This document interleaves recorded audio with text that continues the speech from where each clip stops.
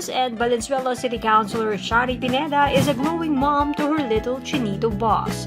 Last March 30, Pineda and husband, former Valenzuela Councilor Martel Soledad, celebrated the 4th month of their único hijo, Cesco. Pineda gave birth in November 30, 2020.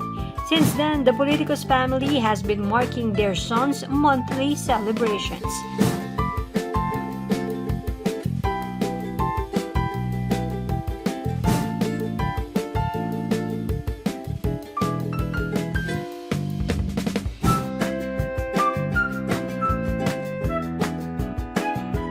Cesco, Pineda said, is an answered prayer.